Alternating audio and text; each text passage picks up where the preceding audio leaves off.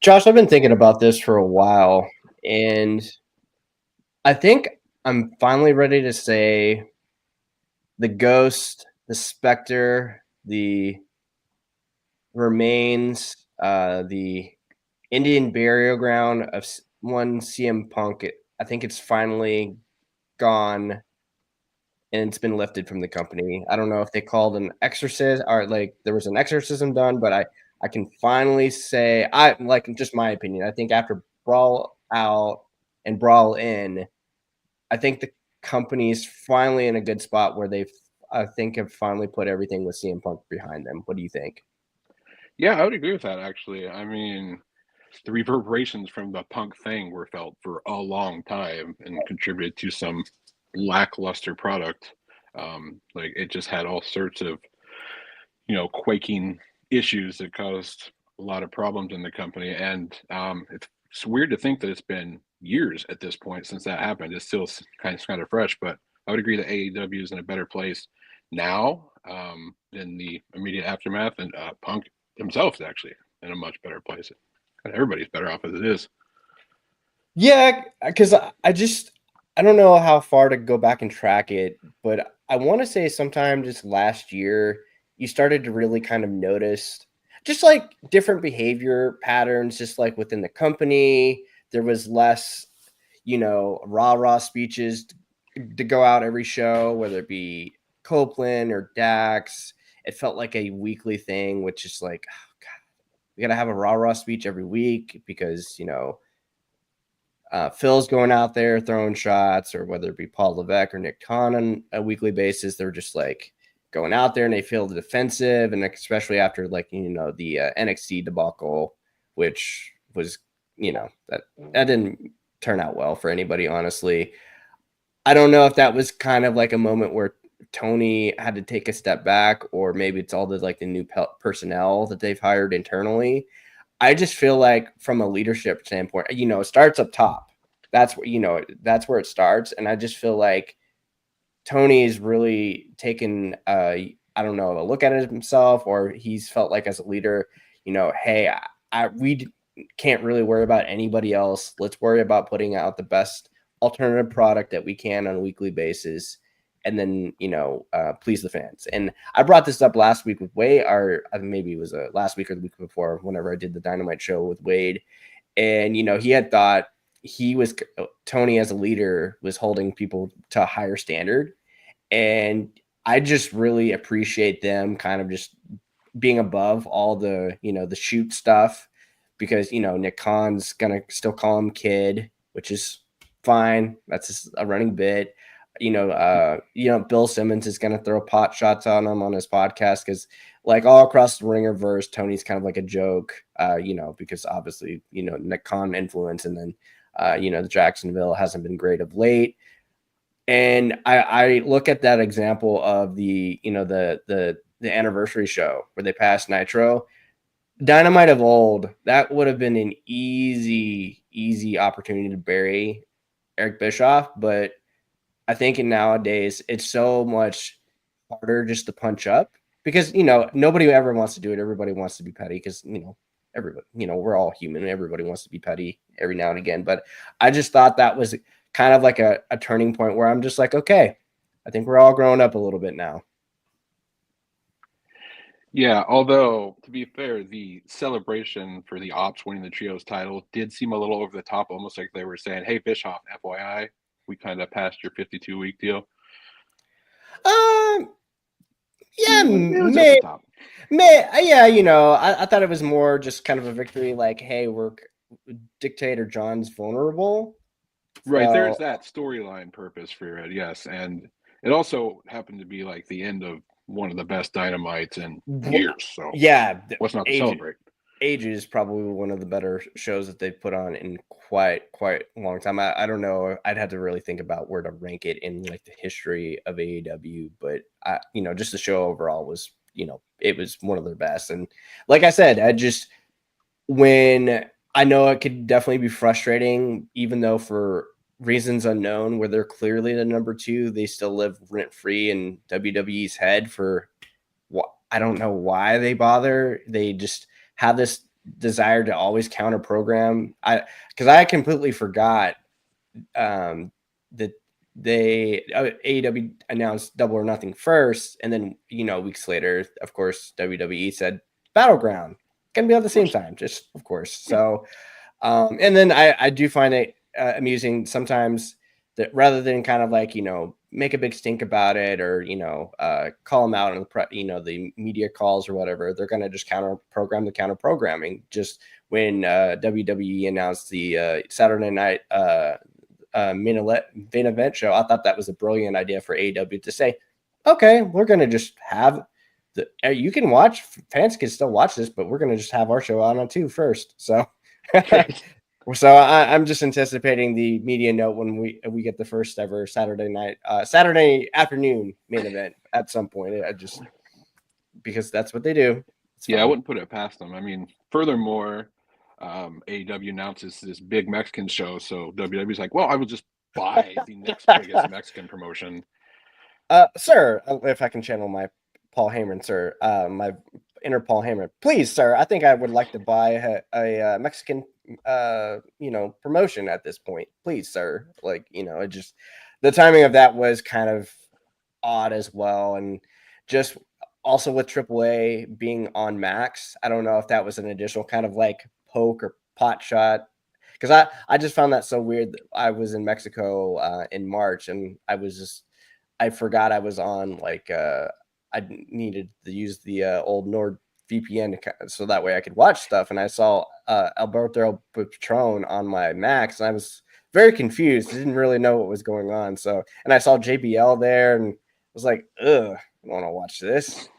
This doesn't sound fun at all. But yeah, and I, Phil, circle back to the original point here. Phil will occasionally throw in a pot shot, but it's so far in the weeds, it goes over everybody's head, and it's just like, it's not for the audience, man. Nobody really cares about the drama anymore. I think there was like that period everybody was kind of just like slurping it up, but I just really think at this point nobody really cares. It's like been 3 years at this point. Like, let's move on. Let's do something else. Right. It's a thing that happened. I don't think they're too far removed from like showing him in past videos. Like, because right now they don't mention him, they don't show him, they don't do nothing. But I think in a year or two they could like easily show a clip of him winning the title or whatever, and it would be just like a shrug. Yeah. So, but overall, I don't know if that's like one reason why I feel like the company's in a good place, but I think that helps. Just that final specter is finally gone, because there was always like, okay, we're finally over this, and then we do like the leaking of the Brawl In video, and it's like, and then Punk does the interview with Ariel, and it's like, oh, God, is this like never ending? Like, let's get past this. Let's move on. But we're gonna go ahead and move on and start talking about AEW Collision. This was episode 91 from Detroit, and this was a very fun show. Just to provide some introductions real quick. My name is Brian Zilem. I co-host the Collision Cafe, and I also contribute to the AEW Collision Hit and Misses. I'm also joined this evening by Josh White. He does the write-ups for AEW Collision in full. I'm sure that'll be available on the site here shortly if it's not available. Josh, how are you doing tonight? Hey, I'm doing all right. I'm up a little later than normal. Usually it's straight to bed after Collision, but I mean, I suppose I could sit around and talk about it for a minute. That seems like a good use of my time. Yeah, for sure. And we certainly appreciate our YouTube subscribers. If you are watching on YouTube, if you can give us a thumbs up, smash the subscribe button if you've not already subscribed. For our audio listeners, if you are listening in podcast form, please give us a 5-star review. We certainly appreciate it. And for anybody who's not already a VIP member of PWTorch, please consider it. There's a lot of good decades of content and archives to look through, whether it be podcasts, articles, interviews, just any and all things that you can think of. Wade's probably done it all and talked to a lot of famous, anybody that you can really think of just across the industry. So if you're not a VIP subscriber, really think of it. And then obviously you can view the shows on YouTube if you are not a subscriber. So if you turn on the nice little bell notification, you'll always get those alerts when we do pop up on the show. And I don't know if Josh, if this will be a normal thing for the site going forward. Where are you at with Collision on Thursdays? I've kind of thought about it, and I'm a fan. I'm pro Collision on Thursdays. I think it's kind of interesting. Like right now, Collision on Thursdays obviously is because of the NBA, but also because some other company is running a pay-per-view or a PLE, whatever that is, on Saturdays. So it's probably not a good idea to air in the regular time. As far as a viewer, it's great. I'm kind of like I'm in wrestling mode, having watched Dynamite the night before, and I'm like, yes, let's do 2 more hours of wrestling. That sounds great. It's probably good for them too, being in the same city, just back-to-back nights. Then I'm going to pack up and move and set everything up again. I think it might not be a bad idea at all going forward. Yeah, I mean, obviously the trick is if you were going to ideally do this on a Thursday basis, you obviously want the right venue and the right atmosphere because obviously this area in Detroit was perfect. Loved every bit of both shows, honestly. I obviously I don't know if this is like a soft launch for the potential new time frame of Collision once because the NBA is going away after this season, so they'll need to really reconsider time slots. Is it problematic during the football season? Because I know Tony's always said, well, I really don't want to play on Thursdays, but like honestly, like how often does Jacksonville actually play on Thursdays? Like once or twice a year, if that. They're always playing Yeah. on Sundays in London anyway, so I just don't feel like it's going to be that much of a bother. And yeah, during the football season, I'm sure the numbers won't be that great, but if all they have to go against is football, and if they start like right at 7, maybe if they have that strong first hour, maybe they won't have like a second hour dip where they kind of just die a death. Yeah, that could work. And also, like, there shouldn't be any problems with Jacksonville. Like, usually, the Thursday night games, they try to get good teams on for that. And Jacksonville doesn't fit that bill at all. Or sometimes they just want to have Cleveland Browns and Pittsburgh just on there. Just I don't know. Viewership. Yeah. Speaking of sports teams, shout out to Wade Keller because he is a Timberwolves fan. I am actually wearing my Minnesota Star Fox spoof shirt in honor. Although I did see Anthony Edwards did get a serious ankle injury tonight, so hopefully that's not too bad. But before we've got Sean from PWTorch also waiting in the room, and we'll get him up here. Kind of have a nice little 3-man unit going on. I like it, and it'll be fun. But what did you think of the show overall, Josh? I really thought this was, I don't know, I think the crowd and the atmosphere helped tremendously on my mood. Maybe, like you said, it's Thursday. Maybe I was just more up for more wrestling, but like this was a Collision that felt like a Dynamite. It just felt like a chaotic energy because, like, Dynamite has been like, rather calm. They've been kind of like plotting, kind of just moving storylines along. But this was like, oh, this was kind of like a pleasant surprise where I don't think there was really a bad match on the entire show, really. Yeah, the show on the whole was, I would actually say tonight's Collision was better than Dynamite last night as far as sitting through it. I mean, tonight had, like you said, not a bad match on the card, not any major eye-rolling segments that we sometimes get. Whereas I had a couple issues last night, but tonight was a nice, easy breezy Collision episode of Collision, and just overall, I'm actually pretty positive on it. A good Yeah, showing. the only thing I mentioned this with Wade, Josh, I think last week, I really would have liked a Moxley Samoa Joe face to face, but we got the Moxley promo. Moxley's direction as a heel of late has gotten better, and we'll talk more about his promo later. But I did like it. I felt like there was, man, should we have had them have a face to face one more time? But I mean, the match is already made. I felt like maybe there was a missed opportunity to have them more together with mic time. Honestly, That is true, but it wouldn't be Collision if they had big main segments like that. Yeah, I mean, they just don't really like the only really kind of like main promo that really sticks out in my head in Collision lore is just the timeless Tony Storm, where she like really went back to her timeless character. Other than that, I struggle to really think of a promo segment that really sticks out in Collision history. I mean, obviously, there's the Punk ones, but Yeah. God, I really struggle. I'm trying. I know there has to be one in there that's been. There's got to be one. I struggle right now. But I mean, I like adding just an additional. Oh, I know Dustin Rhodes cut like a killer one. I think he was to promote Jack Perry. That one ruled. Oh yeah. See, Yeah, Dustin Rhodes can cut a good promo. yeah, He's had but some experience in the area. yeah, just because like when my co-host Amina Jenny and I talk about Collision, we always like to have it in there just because like I kind of breaks it up, where it doesn't feel too like, you see the match, you see 9 matches, it's like, oh boy, like 9 matches to look through and try to dissect, where it's like the action was good. They got the crowd within the last couple minutes. The action was solid.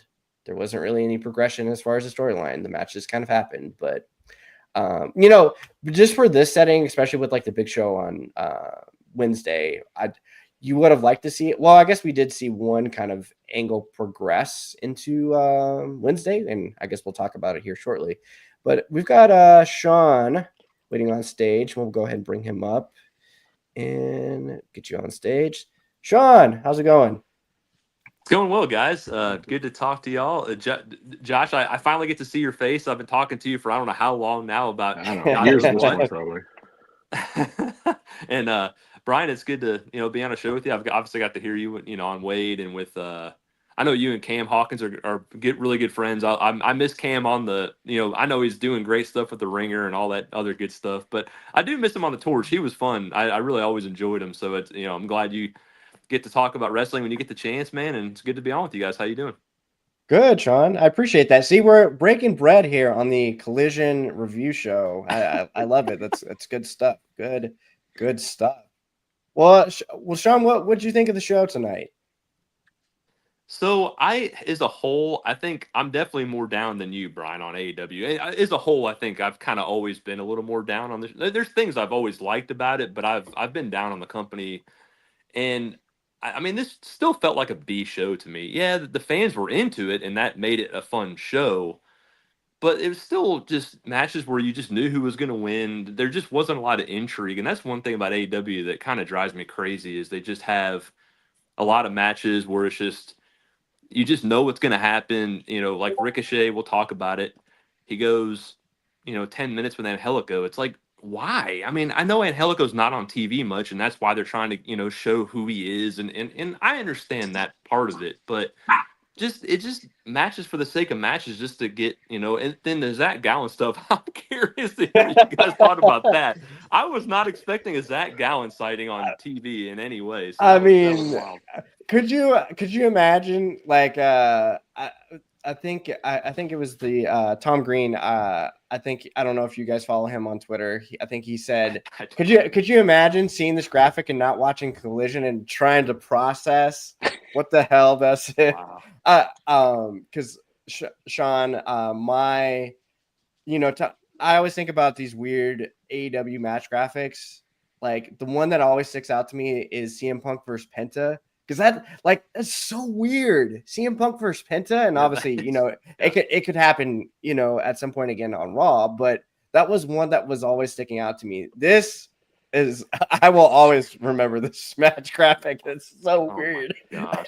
Yeah, that was interesting. I was not expecting that. That was fun. But no, as the show as a whole, it was fine. There's still things that drove me nuts, and we'll talk about it, that just drove me nuts. And but it was overall okay. I'd give it like maybe a C plus. I mean, it was fine, nothing special.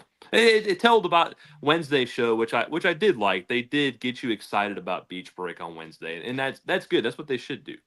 Yeah, I think your feedback is very fair, Sean, because there wasn't really any doubt in any of the matches. That's completely fair. I think that's been kind of like one problem with AEW. You haven't really felt like, oh God. Now, like, come to pay-per-view, there's like a lot of like, man, I don't know. I like, because I think they've done a really good job to build up these, the Own Heart Cup winners, because like I think you can make a case for any of them, which is great because you don't really know. Fair. Yeah. And then, obviously there's this intrigue with Dictator Mox. Like, is he going to just have this title forever? So there's that intrigue. So there's that part. You definitely want a little bit more intrigue across the card. I mean, obviously you can't do that with everybody, but that's completely fair. I know because like last week they did the 100K speech match, and I was thinking, man, this would have been really cool for AR Fox because he's been getting some push, but then they did it for Sammy Guevara, who hasn't been on TV forever, which they kind of maybe tease Adam Cole, which okay, fine. I didn't really understand that either, but we'll get into it. But we'll start running through the show here real quick, guys, before we get thrown off too bad. But the show actually opened up with the show actually opened up not with cold open and let's see. Oh no, I'm trying to look at my notes here. Let's see. I missed the very beginning, but I think Tony, did she cut her promo at the beginning? Or did they do something before that even? Oh yes, I'm so sorry. Yeah, thank you, Sean. I love this. This was a good use of scenery. Like this was the most timeless Toni Storm venue ever for her just to pop up on the balcony. I won't try to fully read this because I won't do it justice, and it'll sound weird if I try to do it. But basically, she said, "I'm feeling like Abraham Lincoln. I will never forget my first time. It was messy and sweaty," which she's referencing her wrestling matches. And she's like, "I'm not talking about sexual situations, you pervs," which it's very funny. And the pop that she got was I was just amazed. Like for barely 2,000 people, 1,900 people, that was a really good reaction for Toni Storm, and I'm just amazed on how over she is. Josh, I don't think I've ever, really got your thoughts on Toni Storm, because the one thing I've really enjoyed about being on this Collision journey, I feel like I got to see the infancy of timeless Toni Storm. That's like been one of my favorite things because that's where it kind of started. Really, it started built when she started doing the shoe gimmick and doing the stuff with the Renee. She was distraught. It really built up on Collision, so that's why. I mean, I don't know if that's why I'm really I just think Toni Storm is doing some of the best work in the company. I just think she's a star. But yeah, I thought this was really cool. And I'm not a fan of doing another 4-way eliminator on Dynamite, but sure, I okay, why? But did you like the promo, Josh? Oh yeah.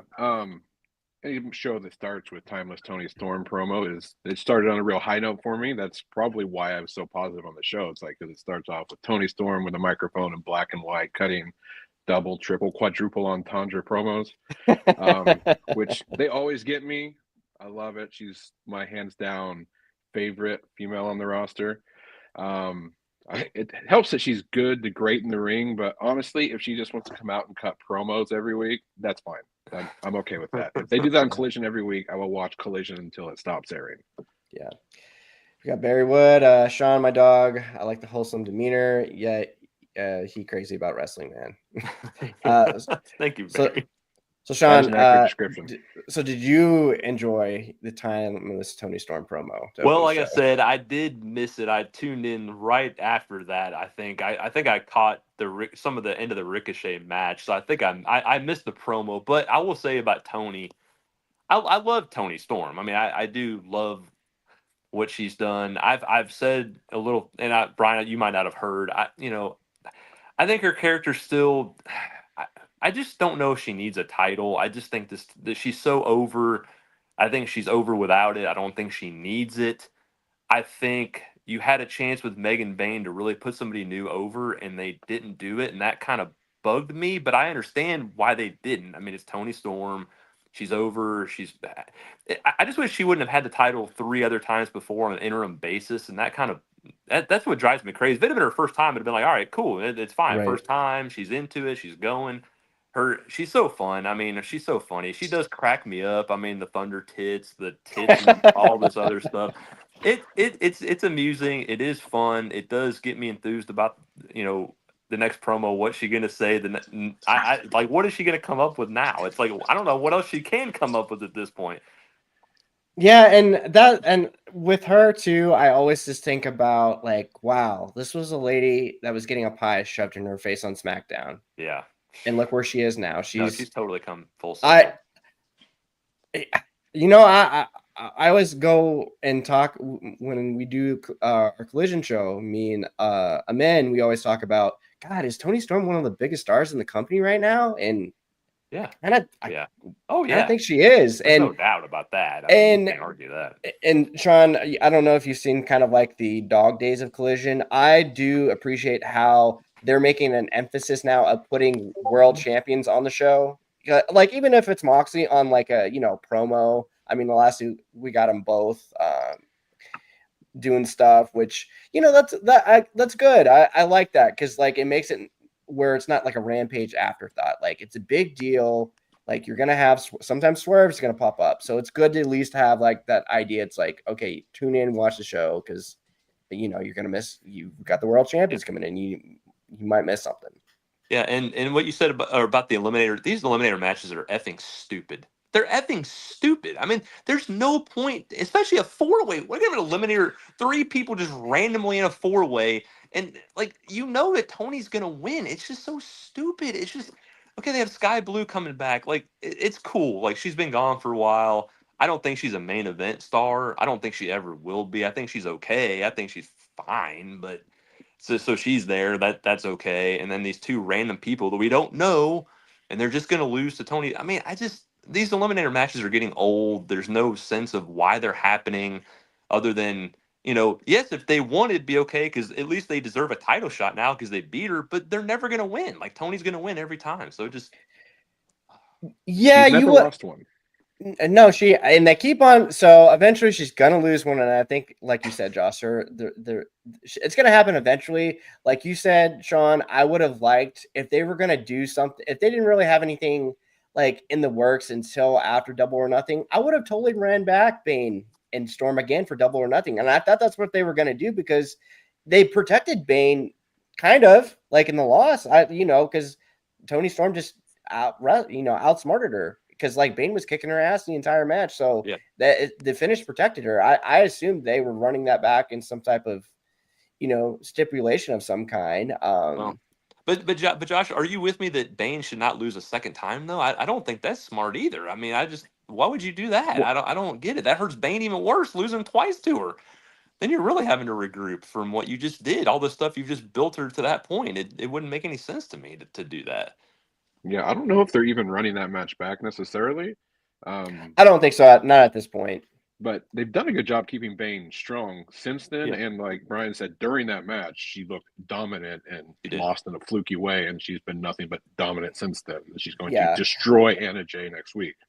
It's going to be bad, I think. Because the one good thing about like AEW of old, they would put this rotating cast of women on the shows and it would just be very bad, and then we would see somebody, it would be the monthly or weekly challenger. But I'm pretty sure Bayne has been on the show in a match or featured every week since since she lost the match, which is great because I'm a big Megan Bayne believer. I think she's got it. I just love the look. She's not clunky at all in the ring. Like, I've just noticed with her specifically, she like her and Cameron, like when they wrestled, they went like 8 minutes last week. I mean, Josh, you could probably break it down a little bit. When they went back and forth, I felt like Cameron, like, how can I describe this? Like sometimes when a bigger person sells or tries to sell, it looks awkward. It looks like that's why every of those matches have to be a squash. But I thought, she was doing a good job, like at least absorbing the offense from Cameron, where she didn't look like, oh my God, I gotta just sell this really bad, where Cameron's just like hitting a power bomb on her or anything. So I thought she did a good job at least absorbing Cameron's offense, and she still looked strong, I thought. Yeah, I would argue Cameron still got in way too much offense given her experience level and how they're supposed to be pushing Bane at this point. Mm-hmm. Despite that, yes, when Bane sold, which arguably she shouldn't have been at all, but when she did, you're right. A good job of that. Yeah. And then another surprise, like first of many surprises on the show. We're still going backstage. Lexi Nair's backstage talking to the Paragon, talking about the loss that they had last week to FTR, which I would have liked them to promote a little bit, but that's here or there. Lexi's talking to him, then all of a sudden we get a GYV cameo. Out of nowhere, very random, and because I didn't even know like what their status is with the company. Are they signed? It's been a while since they've been on TV. It's been forever. It feels like. I can't recall the last time they've been on TV. So they popped up at All In, and then I know they had that match with Acclaimed, and I just can't. Oh, no. Yeah, I don't know. I don't know, because I love GYV. I love Zach Gibson. I love Drake. I think they're exactly what the tag division needs, and if they're going to be kind of like a mainstay going forward, them versus the Paragon, fine. I'm down with that. And gents, I've kind of been proposing this on the cards in general. I want a traditional tag team match on this Double or Nothing card. I want range on this card. I don't need 6 title matches. I want just like a nice 10 to 15 minutes like tag team match. Just because I feel like AEW hasn't had that on the card in so long. Obviously, with FTR being heels now, that provides an opportunity. The Hurt Syndicate are very fun, and they're kind of cool, kick-ass babyface team. But if they're not squashing anybody, I don't really know if I want them to go to 15 minutes. But like, if you put Paragon and GYV on Double or Nothing, like I'm into that. Like, give me range on this card where you can kind of break everything up, especially when you're going to have like these 30 to 35 minute matches. Yeah, I would like to, even on like Collision and Dynamite, some regular straight up tag team matches in the tag team division would be a welcome change. Because when we do get tag matches, it's almost random, just tag matches, 6-man matches, all that kind of stuff. If they want to have a real legitimate tag division, they should be having tag team matches between established tag teams somewhat frequently, yes, and building up to a big one on a pay-per-view. Exactly what they want to do if they want to have a tag team division, which they should, because that's one thing that could set them apart from the competition. Yep. What do you think, Sean? Yeah, I think I've said this before that I want GYV. I mean, I like them. It brings some depth to the tag division for sure. Because the trios division, I just want them. I want it to go away. Honestly, that's one thing about the Ops winning it. I was like, I don't care. I just want them to go away. We don't need these.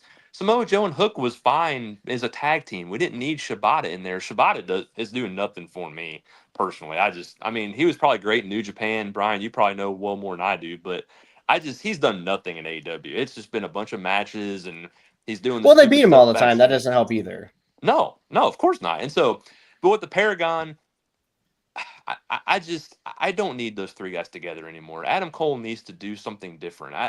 Him, Kyle O'Reilly, and Roger Strong, I don't need them together anymore. I've seen it forever, everywhere they've been. I don't need it. Adam Cole he was one of the top talents in NXT, Black and Gold, and his stock is just, it's down way low. I don't know if he can get back ever what he had, because I'm just not feeling this. He doesn't feel confident in what he's doing. It just feels very basic and not what I'm wanting from somebody like him, because I know he's got the talent. I mean, I know it's there.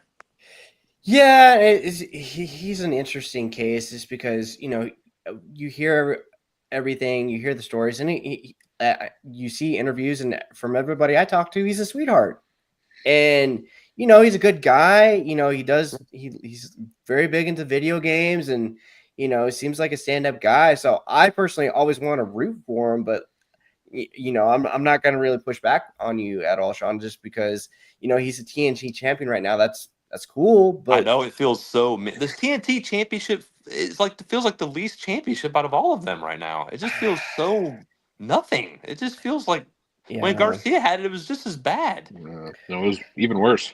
Yeah, I mean, it just hasn't really hit the same since Darby has had it, or kind of had it at. I'm trying to think of the TNT champions. I mean, Christian was fine. I think. Oh yeah, Christian was actually loads of fun. I guess that was probably the last really, really fun champion. But yeah, they really probably need to think about maybe getting this onto like a Ricochet or a Jay White, someone of that ilk. That's probably what you need to look at.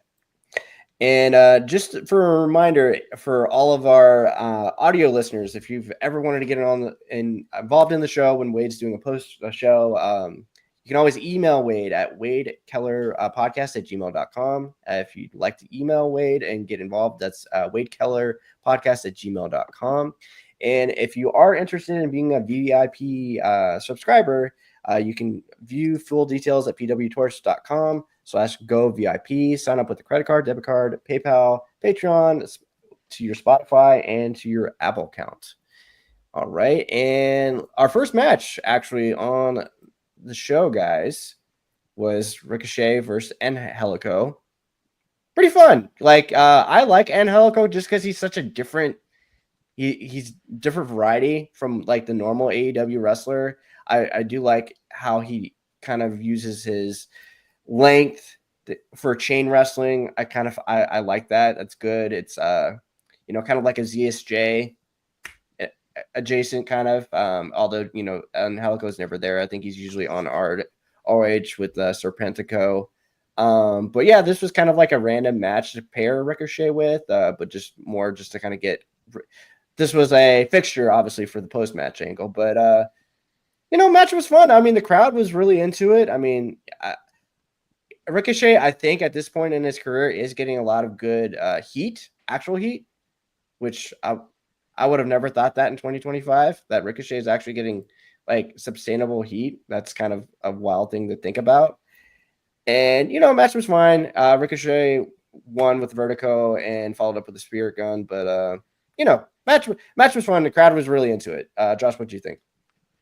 Yeah, the crowd was really into it. Although, who knows where Angelico's been for the last? I mean, he was an original AEW guy, like from the get-go. And I remember when it first started, I'm like, oh, this guy's cool. He's like this lanky Spanish guy. He's got all these cool submission moves. And then he was on Dark, and I really had to go out of my way to see him. Now he's on ROH, and I have to pay something special and watch a show I don't like to see him. So I don't see him anymore. But when I do see him, I like him. He's great in the ring. He has an interesting kind of flavor. Just the way he moves is different. So yeah, obviously he would have a good match with Ricochet. Did it need to go 10 minutes? No. Was Ricochet definitely going to win? Absolutely. Yes. Did Ricochet win? Yeah. And look, Ricochet's doing really good, solid heel work. In addition to the character work, I think he's really done a good job finding his heel character in the ring.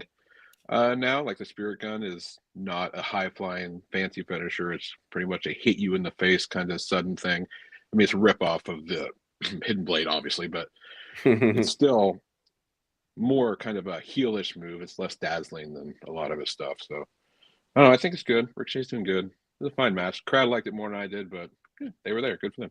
Yeah. Sean, what'd you think? No, I thought the match was fine. Kind of what I've already said. I mean, probably shouldn't have gone 10 minutes, but it was good for what it was. I'll just go into the angle afterward. I thought it came out of nowhere. Was not expecting it. You're telling me. Like, I thought GYB came out of nowhere. What the HELL is happening right now? And then great heat. Obviously, he gets him in the ring, and then when he took the prosthetic leg off, I was like, what the heck? I was like, can you even do that? Is that allowed? This is something else. I'm like, this is, you're going nuclear heat. That is a way to get some nuclear heat, man. I tell you what, I don't know if I need them to actually have a match I don't know if I would have gone that route. I know they're trying to get him on TV to do that. Like, that's okay. He could have gotten on TV Wednesday and done something without having to have a match with him. I just think that's a little ridiculous to me. I don't get that in my mind, but the angle was fun. I enjoyed it. I mean, it was just I didn't know it was out of left field. It just threw me off, but it was fun. When they promoted him in the crowd, I didn't even know Zach Allen was from Detroit at all. I had no idea. I didn't either. I didn't even know that was. Well, I didn't realize it was Zach Gowen, honestly, because I just hadn't really thought about it. I was like, oh wait, that's Zach Gowen. Like, wow, why are we bringing? He's in Detroit. It just threw me out. It threw me out. But it was, like I said, it was cool. Like I said, the match. I don't get the match, but the angle itself was fun. Hey, what's going to be awesome? We check those quarter hours next week, and Ricochet and Zach Gowen open the show with the highest quarter hour. Could you imagine in 2025 Zach Gowen a draw? Lord.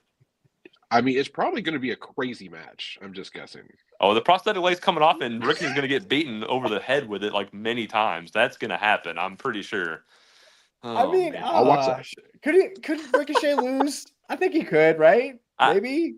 He's super heel in this, but he should probably still win. Yeah, no, he needs to win.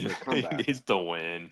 I just like I do like how there's multiple people feuding with multiple people in like the universe. Ricochet's feuding now with Zach Gowen, Kevin Knight. He's still kind of feuding with Ricochet and Mark Briscoe.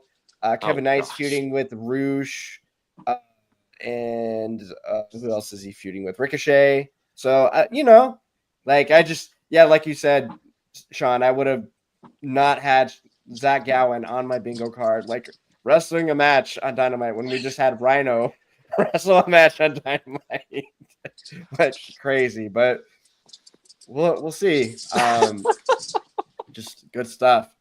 I'll tell you what, this 8-man tag, holy crap, what an Sorry, I have to say, and that's what I'm sick of. Josh, this is not an all-star 8-man tag. This is not an all-star 8-man tag. Sorry, I'm not an Outrunners fan. I'm sorry, I'm not. I think it's a stupid gimmick that Tony just thought, oh, this is going to be a fun gimmick. But no, this is what you wanted to not be like WWE. When WWE did this stuff, you hated it. And now they're doing it, and you're like, oh, this is so funny. This is so great. This is dumb. They're not good in the ring, Brian. You have to admit, they're not good in the ring. It's just to get a pop from people and to get them excited. I don't like them. AR Fox, who's lost, he's probably 0-800 on TV, and he's an all-star? How is he an all-star? He hadn't won a match ever. How is he an all-star? Come on, Tony. Kyle Fletcher was the only all-star in that match. Okay. Yes. And he shouldn't have been in the match, to be honest. I don't think he should have been in with those guys. I'm sorry. That hurts Kyle Fletcher when you're a big star like he can be and you're in with these guys. That does not help you. It does not help you. And he sold a lot for them. He did. He really did. I'll give him credit. He sold for them, but probably too much in my opinion. It's all about alliteration and promo. He's a promoter. I'm Sean. Sorry, I had to get that out. No, you're fine. Like the Outrunners, I think there was actually something really cool that they could have done. For ages, we were we pitched if FTR was going to turn. You know how they were buddy for the Outrunners for a while. Yeah. We wanted them to bloody the Outrunners up, just like mess them up, and then that could have made a moment with them. Because Collision, Sean, can be kind of like a slug sometimes. So I'm not going to lie. The Outrunners kind of breaking up the monotonous of 9 matches on a card sometimes with their 1 minute 80s promo VHS kind of makes me laugh. So I'm pro the Outrunners as a gimmick. Do I want them to wrestle a 10-minute match? No.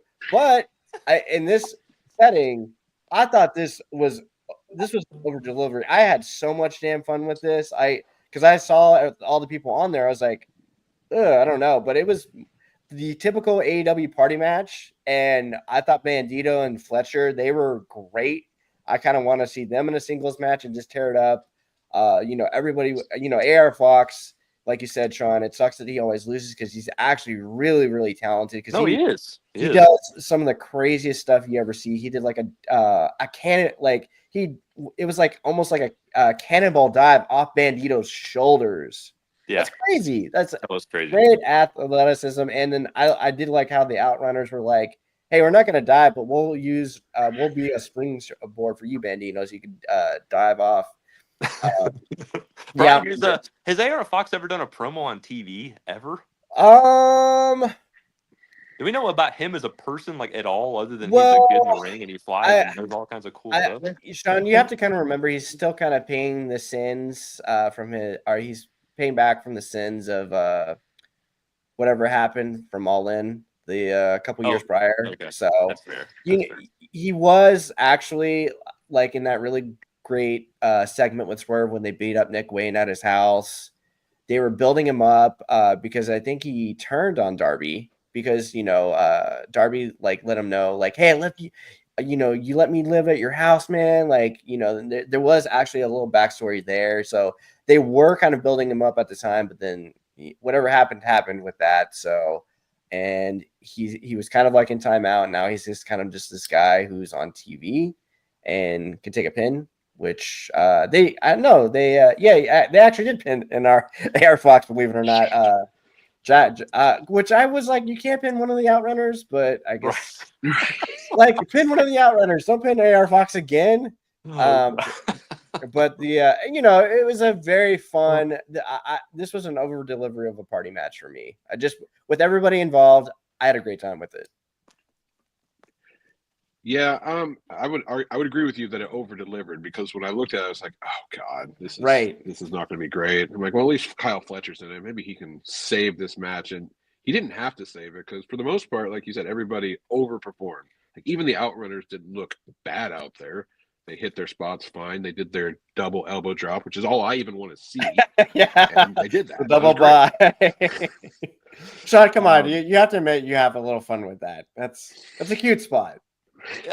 Yeah, I mean, very small, very, very small. But yeah, I mean, it does make me like, okay, but it's still not something I would do all the time. It's fun in the moment. Every match. But the match was, I mean, it was fine for what it was. That's what AEW matches are. I mean, it was fun. I mean, it's just, to say, I would just say 8-man tag. Yes. All-star 8-man tag. No. So don't stop building me on these freaking all-star 8-man tags when there's not a lot of all-stars in them. So that's all I would say. Tony loves some iteration. Also, something I've kind of noticed like the last couple weeks, Dynamite, like AEW has been doing more recaps.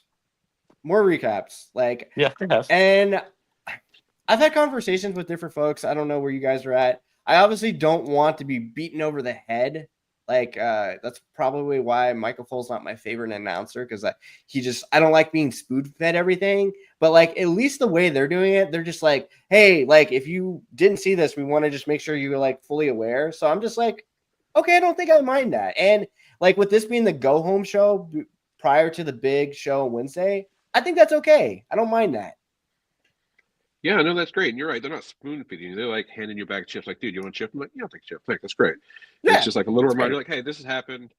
Yeah. They very rarely do anything on what's happened on this show. So, if they redo something that happened on the same show that they like, hey, this was a big deal. Remember this. So that's great. And then, like you said, they're building to a big Dynamite next week. So just getting everybody caught up.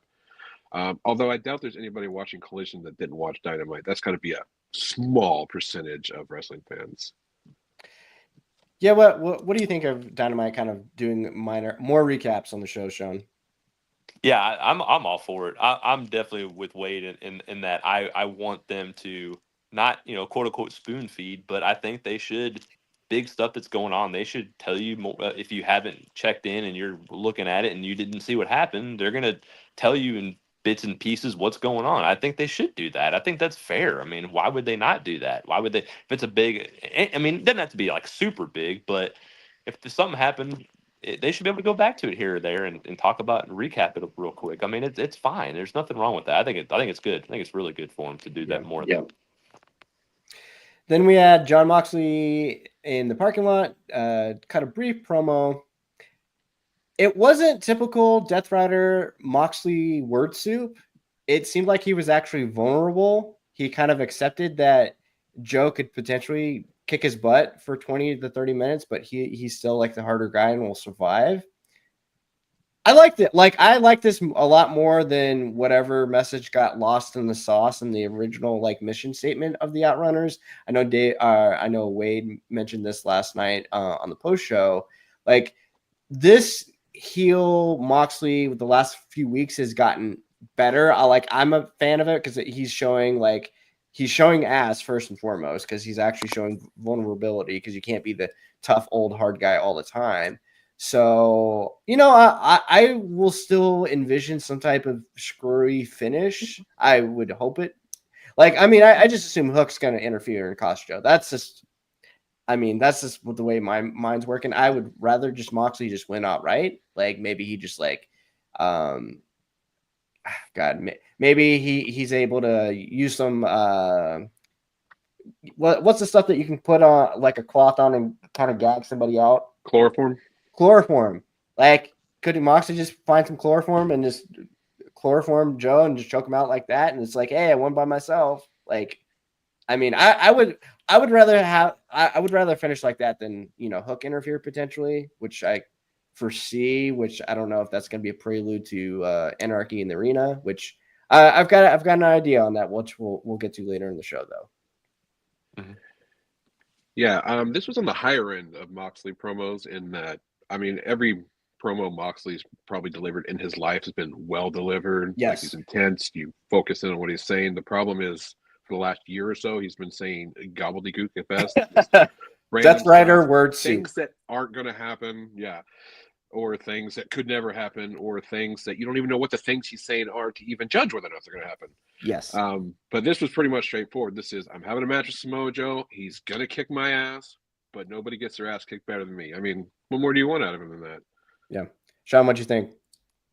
I thought this particular promo was very good. I could go on a whole hour. We don't need to do that about why this has sucked for so long. But the promo tonight was good. He built up Samoa Joe, which is what you should do too going into a match. Even if you know that Samoa Joe's not winning, even though I know he's not winning. And that's kind of the bummer about this whole thing. You're building it up and you know he's not going to win. And I love Samoa Joe. I'm just a huge Samoa Joe fan. But tonight I thought the promo was very well done. Like saying Samoa Joe's going to kick my ass, but I'm going to kick his back, and it's going to be a hell of a match, and whatever. But I'm going to come out on top, that kind of thing. And it was good from him. I enjoyed this particular promo from him. Yeah, I agree. Next match, Bowens and Lee Johnson. This what do we think of this Acclaimed breakup so far? What do we think about this? I'm not fully sold yet on the split of these two, which, God, I could probably do a 5-hour podcast on the Acclaim, and they waited too long to split these guys up. I don't know, man. I thought this was actually the sharpest Bowens has looked since he's been back. The gimmick, I think he's leaning a little bit too hard on the gimmick, quite frankly, just because he's I just want to know more about you. Like, I think you have so much to offer. I've been trying to push Bowens in the C2 for a year and a half now. I think he's a very talented guy. I think about those matches that he had with, Danielson and Moxley like a couple years ago, where they were like, hey, we'll test you out. See, because that's what they would kind of do. Like a few years ago, they would throw him a bone against a big guy. And if you worked well, they'd be like, okay, let's try to put you in a, something else, maybe a tag or some type of program. I really like Bowens. I think he has a lot of things to offer. I just don't know if this 5-tool player gimmick is it. And I still feel like there's too many strings, mannerisms attached to the Acclaimed gimmick. And it's just like, do we still have the scissor? Which, I thought which Tony on the commentary said they don't do that anymore. And they did. I was like, Tony, they 100% did it. Why would we do that? So I don't know.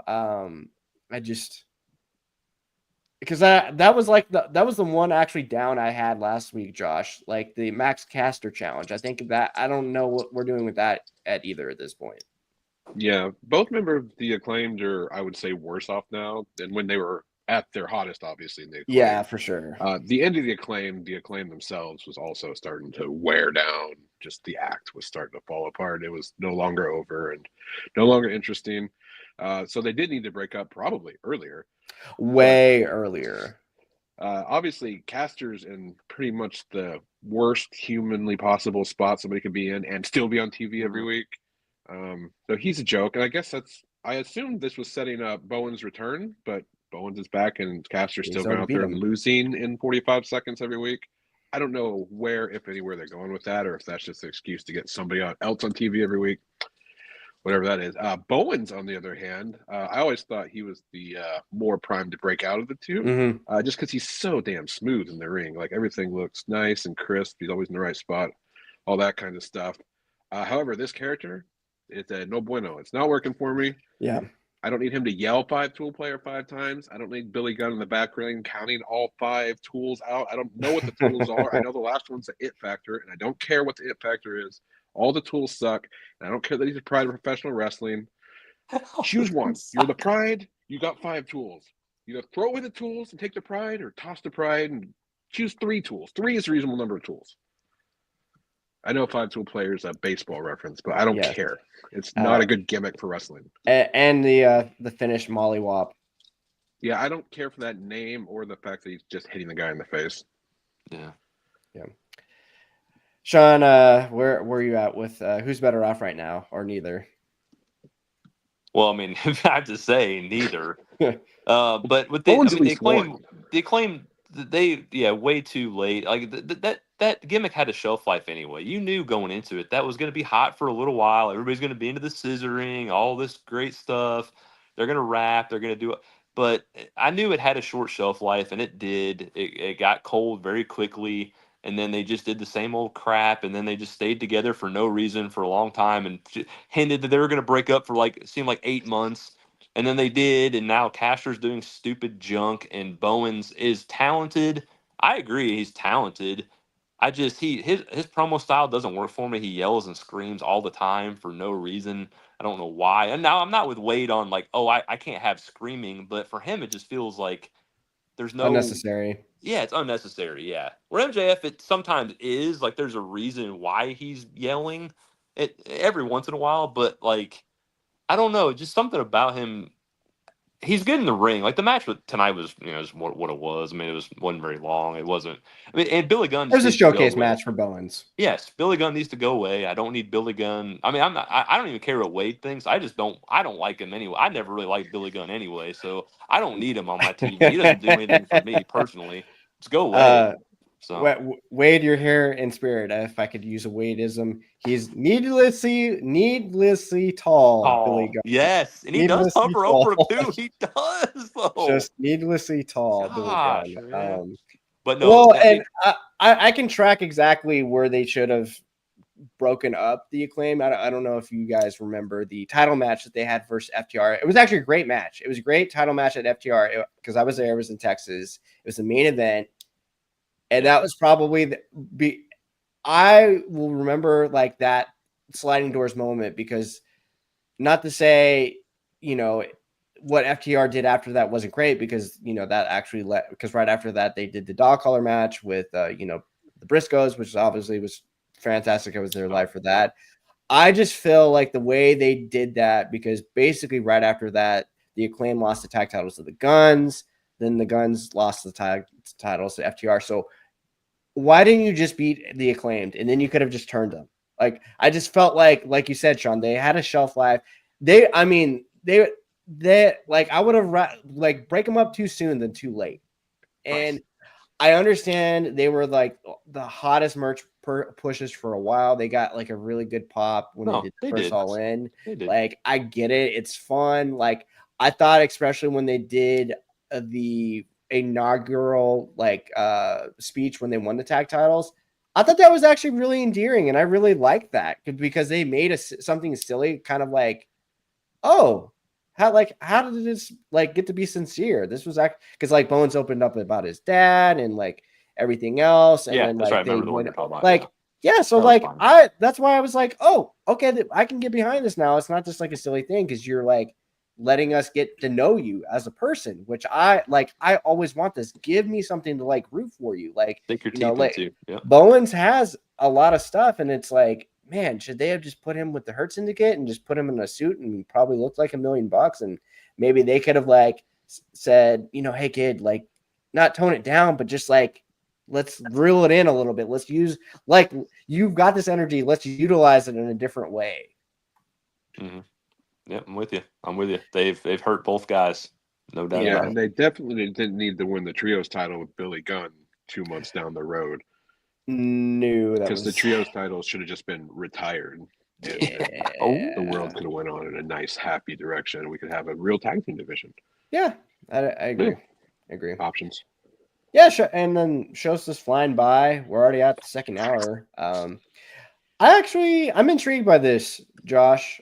Gates of Agony come out, call out Big Bill and Brian Keith, and they had a pretty good brawl. Like they took out everybody on the sides with tables. I think this is kind of like actually rehashing Big Bill and Hobbs to a degree, but I like the chaotic energy. This is kind of fun. I don't know if this is like a dynamite match, but this is probably like a street fight that they put on Collision maybe next week, and I'm cool with that. Let's go. Yeah, I could definitely handle, big meaty men slapping meat, as they say, and breaking tables. A mid-card tag team match. Right between two established tag teams. Yes, let's go. Crazy on TV. Yes. Insanity. Yeah, so obviously I'm all for that. Without Jericho, I think I might even like Big Bill and Brian Keith. It's hard to say. I tell you what, when I was on the Big Bill, I bought some Big Bill stock years ago because I don't know if you guys remember when they flipped his name to Big Bill and he was kind of feuding with Cassidy for a little bit, and then he did the Battle Royal. He looked like $1 bazillion bucks, and I was like, oh baby, I think they got something in this guy. And I've always enjoyed my Big Bill experience. I probably am one of the few people that really like Big Bill and Starks. I thought they had something with that. I thought that was good. Those are, I mean, again, they're just two like singles guys, but they're both really good. And yeah, singles and guys. I thought they were. It was kind of like a different thing. You got the big tall guy, and you've got the other guy who's a little shorter with charisma everywhere. I thought it was a good pairing. So I've always been a Big Bill guy, and Brian Keith, I'm always going to cheer for the local Texan. I mean, he's great. I mean, I go back to that match, Josh, that he had with freaking Bandito in Houston. Like, oh my god, like, whew, like people won't remember that match, but I mean, that was. I don't know. Did you ever see that, Sean? Where it was Brian Keith and Bandito in Houston? I believe I did see that. Okay. That was a good. No, Brian Keith's good in the ring. I mean, he's Yeah. really good in the ring. Yeah. And I'll say with Big Bill too. Just good, say about Big Bill. Like I mean, the name sucks. Gosh, man, could they not have thought of anything else? I mean, it's fine. Like I can say it. When I say it, I'm like, man, Big Bill, like Big Bill, and it's alliteration. It's fantastic. I mean, he no, there's something there. I want them to do so. Brian Keith has been so defined down at this point. I don't think there's much. Tag team is fine. That's why I like him in a tag team because you can see what he does in the ring, but he has already the kinship with Big Bill, so it works. Gates of Agony, they don't do anything with them, but this is fun for a mid-card tag team. I mean, they didn't need the table spot. That's so contrived. I wish they'd stop doing that, but it was fine for what it was. Right. Do they always have two tables on either side of the ramp? I know. It's just so phony and so. And a very old theater built in the 1920s. Right. But no, I'm excited about the mid-card tag team match. Like it'll be fun for what they do with what it is. Yes. Fourth match of the night, Stat versus Willow. Let's see. I think this was my favorite of their matches that wasn't a stipped match. They were just like going. Really, like I love Stat, love Willow. The finish, I can tell you, John. Hold on, I'll sell you on. I think I'm okay with it because I think for those who didn't watch Collision, basically it was a great match. all of a sudden, Wheeler Yuta comes down to the ramp, distracts everybody.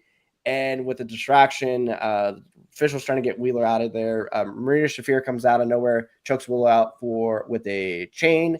And stats like she actually was outside of the ring, didn't see everything, and she just won the match. So she's like, okay, like I think this is setting up where Willow and Marina will be in Anarchy in the Arena. And I love that idea. And Sean, I know you probably hate the finish, but I can justify that if I get those two in that setting, because Willow in that like atmosphere delivers every freaking time. And with two women added, it gives you something different to look at first and foremost. And if I can not have Okada in Blood and Gut or Anarchy in the Arena, I'm completely okay with that, because Okada does not need to be in that match at all. Like you saw how unbothered with that match he was last year. So you're telling me I can have like Swerve, Willow, Omega, Briscoe, and whoever else, like Mike Bailey, like on a team versus like FTR and Death Riders? That sounds like a blast to me. Yeah.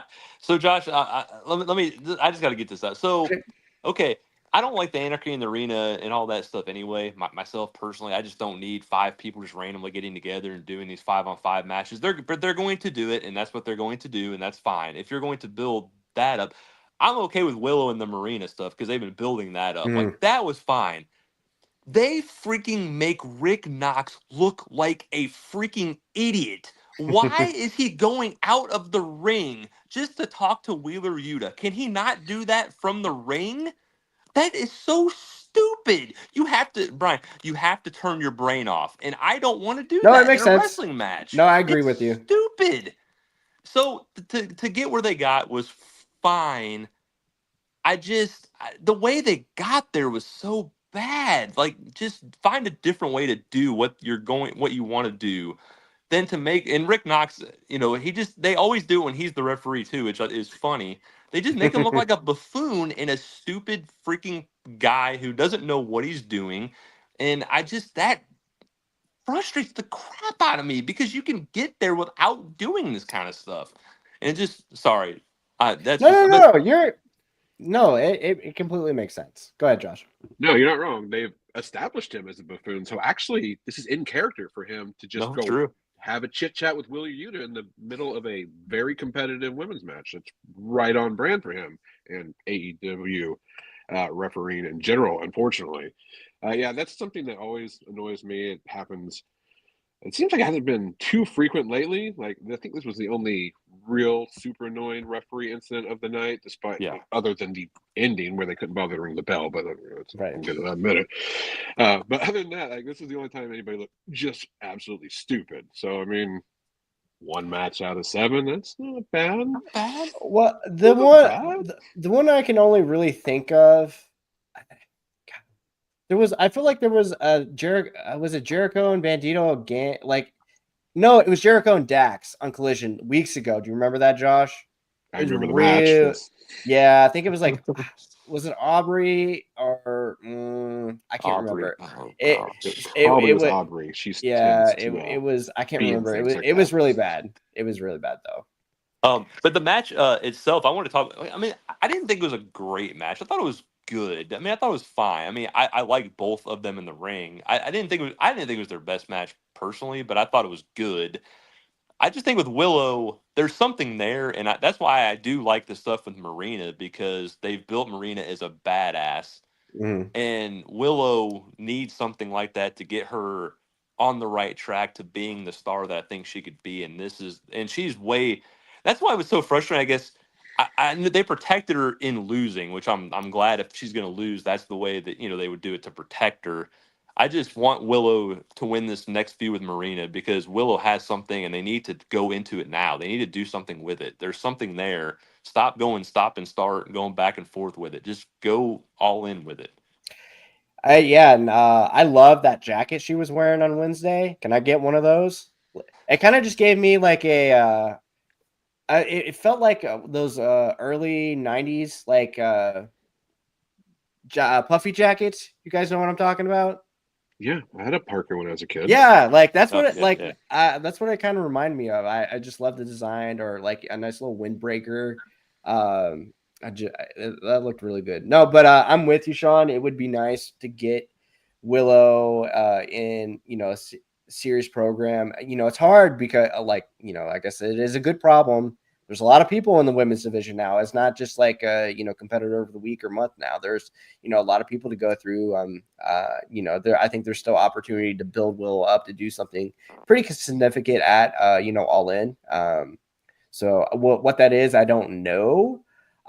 Could that be some type of casino gauntlet, some type of battle royal where she wins? Like, my only thing is I don't want her winning any type of title match unless she's going to win. So that's why I'm just like, is there?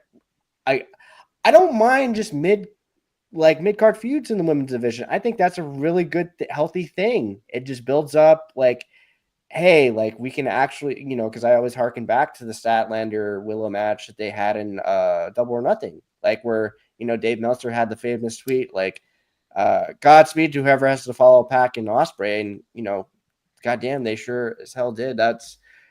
I might have had that, and that was definitely in my top 5 last year for matches, just because of the match was obviously awesome, and the circumstances they were under too. Because like, could you guys imagine like the pressure trying to go after that Pac and Osprey match, which was like nutso in general?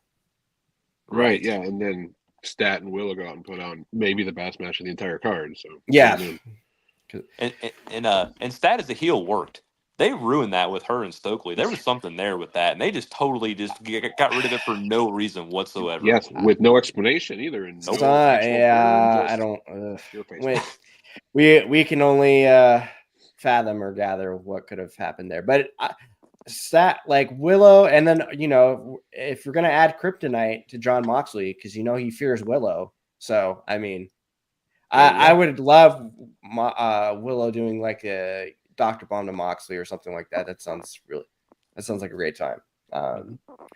Let's see. Next match. I thought this was actually this was like a cute idea. Josh Alexander and Takeshita versus Dark Order, which they did that because Will Ospreay mentioned one of his favorite moments in AEW was when Adam Page was the leader of the Dark Order and he won the title. So I thought that was actually a really cool moment. Pretty predictable, but I'm kind of behind this Takeshita Alexander as a tag team because, like, man, because I would have never thought. I was like, okay, that's kind of weird, but because like the styles are so different, but man, I am really behind Josh Alexander. I didn't think he was going to be my like. I saw him obviously earlier this year at TNA versus Mike Santana, which was like a really, really good I Quit match. I just didn't think I would be very behind him in like an AEW setting, but I'm kind of really into Josh Alexander and the Don Callis family right now. Yeah, I was kind of surprised when Alexander debuted and just immediately joined the Don Callis family. But he kind of fits right in there. Mm-hmm. Powerful but technical guy, and works surprisingly well with Takeshita for a tag team that's existed for like 2 weeks. It doesn't make any sense. It doesn't. It's so weird. Yeah, I mean they're both big, strong guys. Like I liked the finish of the match. Thought it was good. I mean it was a nice, quick, 3 minutes. As well it should be. Evil Uno and Alex Reynolds should not be getting a lot of offense on either of those guys. They should not. Yeah, I like Josh Alexander. I do think he fits in the Callis family. He's the only other credible one other than Takeshita and Fletcher, because the other ones don't need to be in it. It hurts them being in it because Trent's fine. He just doesn't need to be in the Don Callis family. Like he's not a main event guy. Like I just want main event guys in it. If you're gonna do something, like I think if there's a young guy that you could try to build up into the main event, like maybe. But Trent and Rocky Romero were not it. And I'm just like, that hurts it. But Josh Alexander's fine. I just think Takeshita is such a main event singles act. Man, they have really. I mean, he's okay. He's in a okay spot now. I think there's so much more for him. And I think they still have that elevation to do with him if he's really wanting to do that, which I'm assuming he is. He's such a main event singles act that him and a tag team it would help the tag team division if they're going to do something with it. But man, there's so much to do with Konosuke in the singles. Man, there's so much to do with them. All right, another story on how Brian saw a match and I knew this guy was him. Do you guys remember when Rampage was still a thing, there was this Rampage match with Takeshita and Moxley. It was in Austin, Texas. Yeah. It was great because you knew everybody was hyped for it when they flashed the match graphic and everybody went bonkers. But this match, when Moxley when Moxley was still in his bag and, he was wrestling like old Moxley at the time, Moxley was this was when Moxley would sneeze and he would gig. So he was busted open. Oh gosh. But I would go like YouTube this match for anybody interested because this is I need to go back and watch. I haven't seen that in ages. No, but I've gone back and watched it 2 or 3 times, Sean. It is great. I mean, obviously I was spoiled because I was there, but just like I know like the redundant, everybody hates like the kickouts at one, but when Moxley hits the paradigm shift, it's like, way to go, guys. You're just going to beat another guy when he likes and he kicks out his one. Like this crowd just went ballistic. And he starts doing the stomps, and then Moxley has like he counters the Bulldog and he starts stomping Moxley, and everybody's trying to get behind him. It's like he's finally gonna win, and of course he didn't. But it just I fell in love with that guy afterwards. I was like, oh my god, this guy has something. So I'm with you, Sean. I think there's sooner than later. I think Alexander is almost kind of like a additional vehicle for them to kind of turn on Takeshita because I think that I think he's going to turn babyface sooner than later, which completely makes sense because and especially I feel like with him too, I think he's gotten really good, like so much better, like comfortable speaking English as well. And I know that's always like a big bugaboo in North America, like, or, like it's okay to have like subtitles for somebody too, if they want to cut a promo in another language. But I'm really high on him potentially as a babyface moving forward. Yeah, the crowd would be 100% behind Takeshita as a babyface just because he's so damn good. Yeah, I'm definitely for it. Another guy I'm really surprised I've been taken to. I did not think I was going to be a Mike Speedball guy. Like I've seen him. I was just like, he's good. I just didn't really think I was curious on how he was going to fit in the AEW universe. I've really enjoyed Mike Bailey in AEW so far. And I thought this match over-delivered as well. Like, when I saw Dralistico, I was like, this was going to be kind of, fine. But this was good. This is good. Good action. Really good action. And I like Mike Bailey, the way he kind of moves, like with his martial arts and kicks, I didn't think that was going to be for me in like an AEW setting. But I like it. It's different. Yeah, Speedball really stands out. First of all, he's a total goofball, which is endearing somehow. Sure. But meanwhile, like he still looks like legit in the ring. Just the speed and the kicks are really work for me. Although he does have a tendency to lean in towards some silly spots, especially when he's in 8-man and 6-man tag matches. See Dynamite last week and last night. But yeah, when in one-on-one match like this, like he can make Dralistico look like he's next level talent. Right. So that's saying something. Sean, what do you think? I don't know. I'm trying to give it time. Like I don't want to just judge him too quick. I'm not like saying he's bad. He's definitely not main event for me in any way. The kicks are the kicks are different. They're unique, but I need to see more from him. Like there's not a lot of. You want to get to know him. Well, that too. Like I think there is an endearing part, like you said, Josh. I think there is something there, but I don't know. It's not clicking for me yet. Maybe it will. Maybe in a couple months I'll be like, man, this guy's winning me. Right now I'm just like, yeah, the matches are good, but I don't know. Because as far as the wrestling, I want like wrestling, and like that's all he does is do all the different kicks, and like it's cool. But after you've seen it like 10 times every time he does a match, then it's like, okay, it's not as unique, it's not as cool anymore because I've seen it from him like every match. And I don't really like the speed kicking thing. I don't really like that anymore. That's kind of like, all right, it's kind of played out. It's not as cool fun as it used to be. But I don't want to judge it too quick because I haven't seen him before he got to AEW. I didn't see him in TNA. I didn't see him in a lot of those places on the indies. I know he always had kick butt matches like in WrestleMania weeks where they were building up to stuff. I heard Todd talk about how he's always had these good matches. I just never got to see him. And so far it's like it's okay. It's not bad. It's just not really what I'm looking for, but I want to give it more time. Yeah, and I was gonna say, Sean, I don't think he's ever gonna be world title material, and I think that's fine. Like It'd be you okay. always need a really strong, solid mid card type of person, and I think he's shown he could work in the tag team. Like I really like him and Kevin Knight. Yeah, That could of be course. Speaking of the tag team division, that would be a great Yeah. that would work. They were a I thing. thought they were doing that. They came out together in the one match before that. I was like, okay, Right. that's Yeah. cool. And then now it's just singles matches again. Like, okay, that's weird. Well, to be fair, so Kevin Knight is going to Japan for the best of the Super Juniors, so he's going to be gone for a couple weeks. Oh, him and Nick Wayne? Okay. Yeah. So it's him and Nick Wayne. So that's why you obviously didn't see him tonight. But yeah, no. I think there's a really clear understanding. Like, I think Mike Bailey understands he's never going to be the guy. And I think he's been in a position for a while where he's kind of like existed.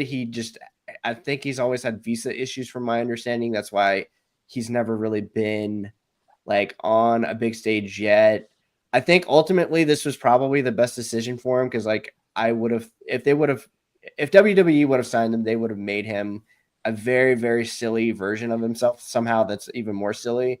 But Sean, he did do the crane kick on the pay-per-view like a few weeks ago, and that was pretty awesome. So can't do that every day. Yeah. So, but I'm with you there. Like, I'm with you, Josh, because there is actually something endearing about him being silly. But Sean, I also agree with you that you need a little bit more if you really want to get behind him. But I think there's an understanding on both parts where he's like kind of in that middle zone, and I think everybody's okay with that. Yeah, I'm willing to give it time. Like I said, I there's people that were like, you got to give this guy time. He's gonna win you over, and I we'll see. I don't know. I mean, I want to see more uniqueness from him in the ring other than just the kicks. I want to see more. There's got to be more to him than just mostly that and Hurricane Rana's. There's got to be something else, and I want to see more of that. Well, he never lands the shooting star double knees, but it's pretty impressive when he does. Yes. Yeah. Yeah, that can't be comfortable. Pretty much. And before the main event, AEW did actually announce they will be a tribute for Mongo McMichael and his family next week with Ric Flair. So Ric Flair appearance, because I guess he's still with AEW. Yeah, apparently. Oh, is there a connection? I was trying to understand that. Is there like a background connection with them both, like family wise? I don't understand that. I assume they were just both in WCW at the same time. Other than that, I couldn't tell you. I don't know. I'm sure. Yeah, chat, help us out on our audio listeners if you're yelling at us in the void. I'm sorry.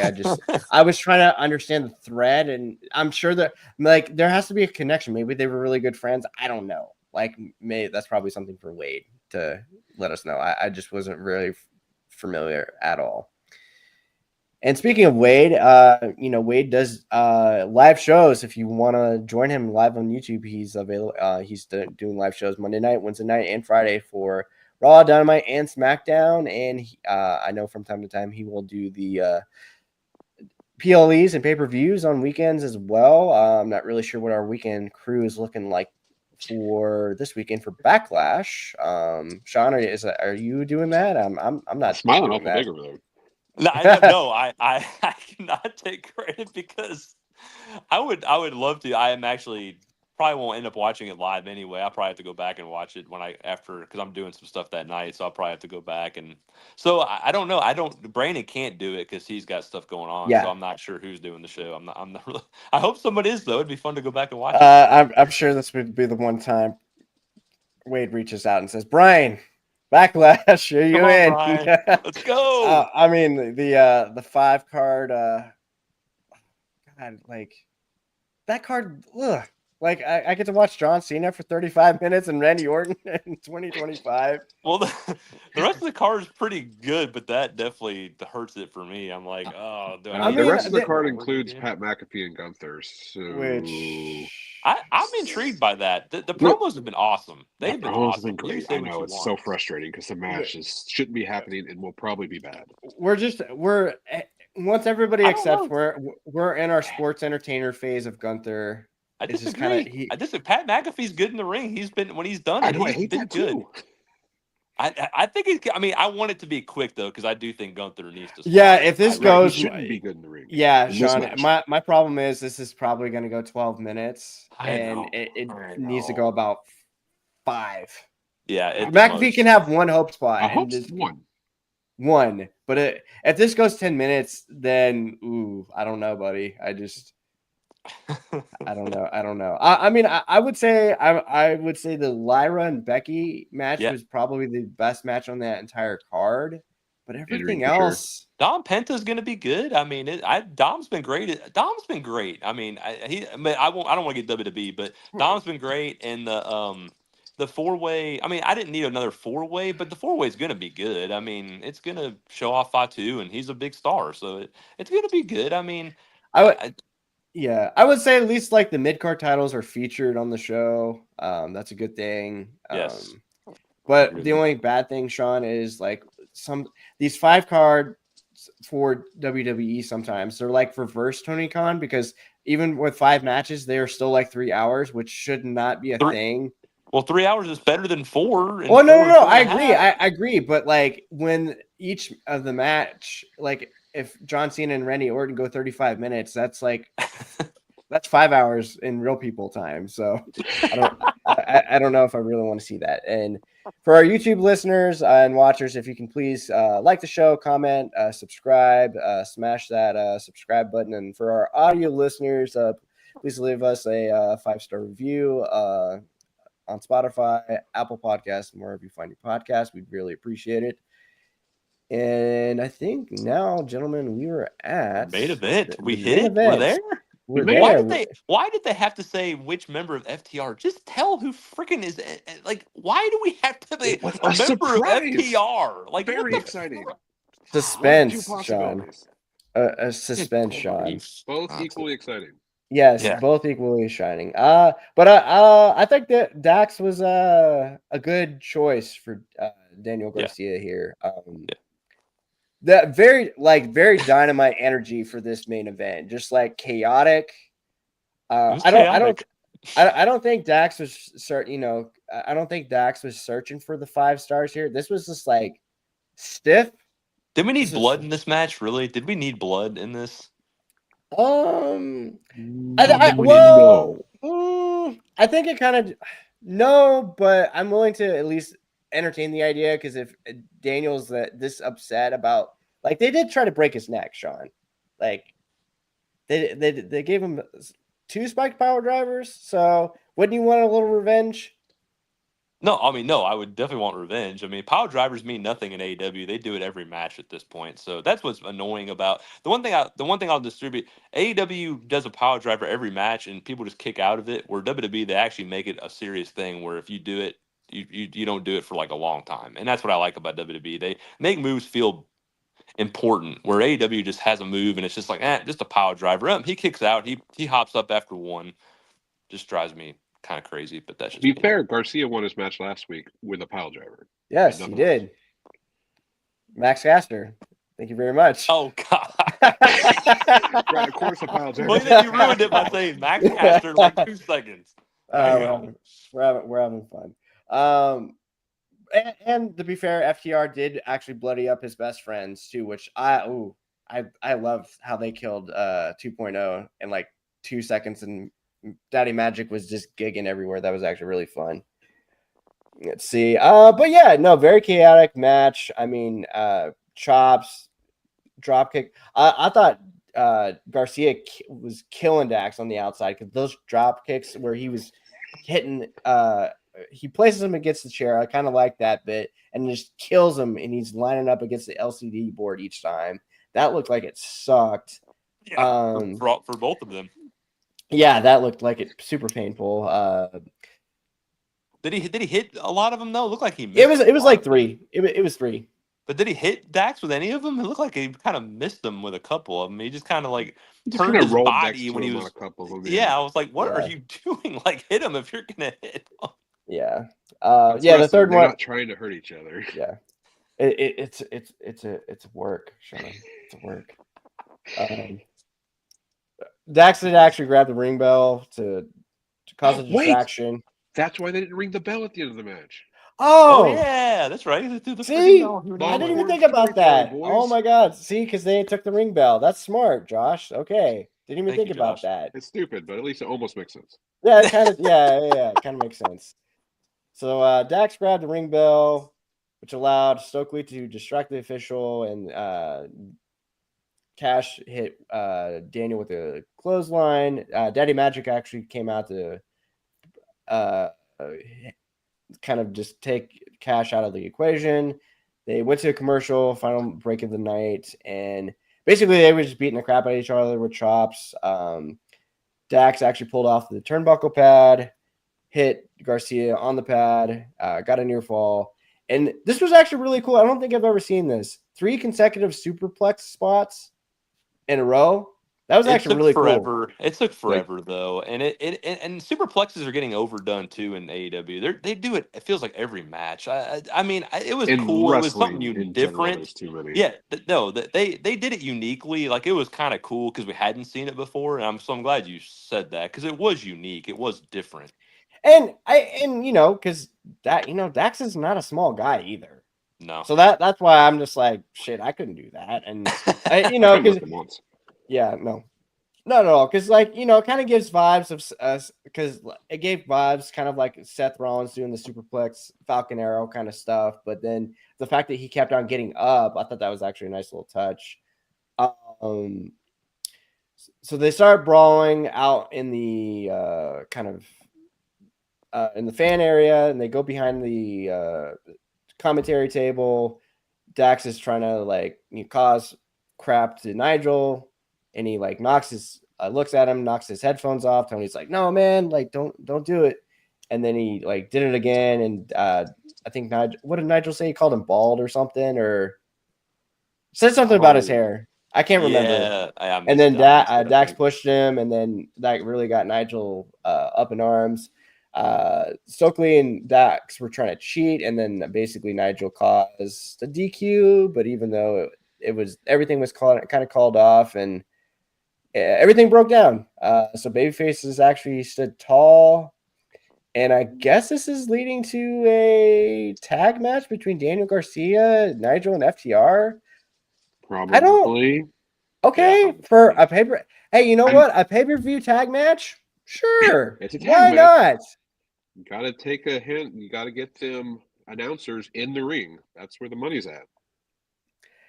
Yeah, and then I've got a soft spot for Nigel because I went to London last year and I saw his big return. So one of the loudest reactions I've ever heard, for I guess like a Royal Rumble type of pop.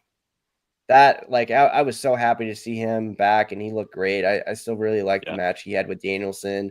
I like the little match he had with actually Lee Moriarty randomly in ROH. Just popped up out of nowhere. Wanted to have a pure title match, and I saw that little promo he had with Sean Taylor and Lee Moriarty was actually really funny. So I don't know. Again, if they put this on a pay-per-view, it provides range. You obviously want FTR to beat a little bit more, beat somebody credible. But again, they're a tag team. They're building up wins to go to the tag team titles at some point versus the Hurt Syndicate. And that's on the paper. I would much rather that be on the pay-per-view than a random TNT title match. Yeah, although I still would like to have a TNT title match, to go along with a program they've been working on. That would be ideal. But yes, it would. This random tag match would be better than a random Adam Cole and that's match. Yes, yeah. I see what you're saying. I agree with that. Yeah. What do you think, John? It keeps FTR on TV. It keeps them doing something and keeps them strong so that they can be in the tag division in a more prominent position in the future. Yes. Yeah. the FTR, the stuff with Tony, I'm like, all right, I don't need that. I just, they're trying to make us love Tony. Like Tony to me just is almost like turn my TV off bad at this point. I'm just kind of, I know some people say the same thing about Michael Cole. I don't get as bad with Michael Cole, other than the eating with Jay is stupid. I don't like that. It's a But little obnoxious.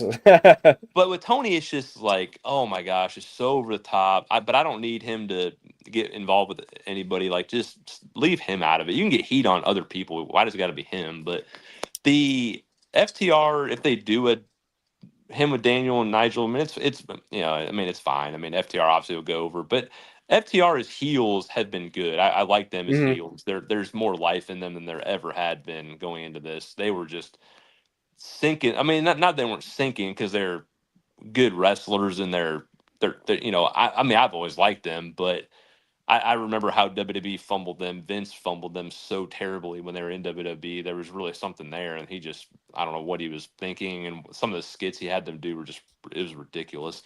But I mean, the match today was just way too. There's too much going on. After a while, I was like, yeah, this is over the top and just kind of ridiculous. But Nigel getting in the ring was cool. I mean, I do like Nigel. It's good to have him back, at least wrestling every once in a while. So that's cool. It was a little too much, but if they go the tag team, yeah, I can live with it. Daddy Magic, I'm not into him. I'm kind of like, he doesn't need to be with Daniel Garcia. I just like, what in the world? Where did they get that from? Why do they think that people still want that? They don't. Daddy Magic, I mean, either put him on commentary or do something with him, because it's just him coming out with Dan. No, don't. I'm, just saying, but him just with Daniel Garcia just randomly just seems so out of left field when it happened, and they stuck with it for some weird reason. I mean, Daddy Magic can cut a mean promo in the back when he's busted open. I still like he can still I don't know how he does it. Those are still pretty epic when he does that, but yeah, no. You're absolutely right, Sean. When FTR turns, that was the fresh coat of paint they needed. I mean, there was the legend of the FTR uh Legion of Doom pop, which I feel like when they turned babyface, they were really getting a good reaction for a very long time, and then it kind of like existed. And then, I think it was kind of like the Acclaim. Maybe they stuck around a little bit too long, and maybe they should have turned ages ago. But now with Stokely, I feel like they're there. Do you like Stokely?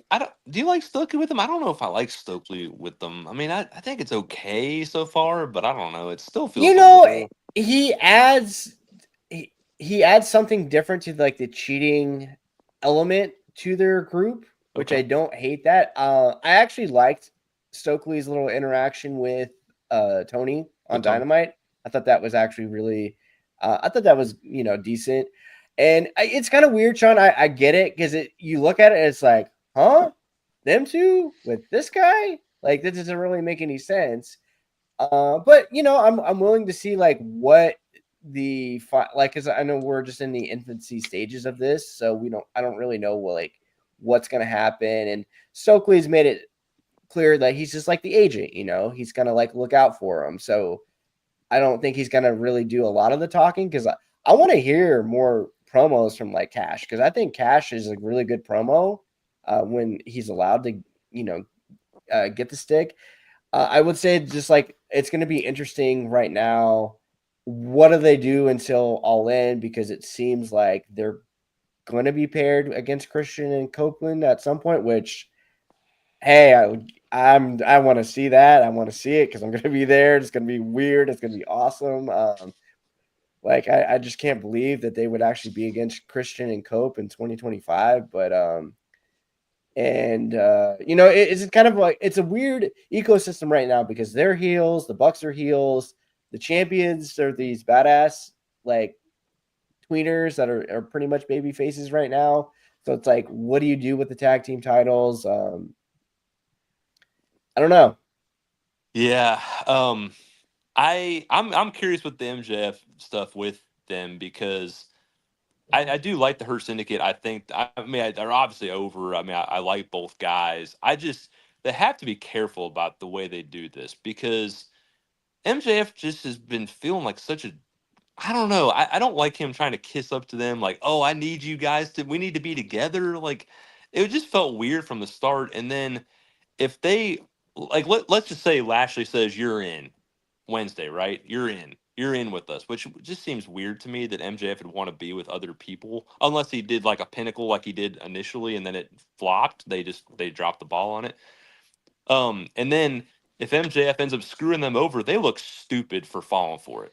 Even though MVP has said we want to manipulate him, like we want him to think he's in with us, and then we're gonna do, which again would make them baby faces. But at the same time, people like MJF, so it's a weird dynamic between all three guys.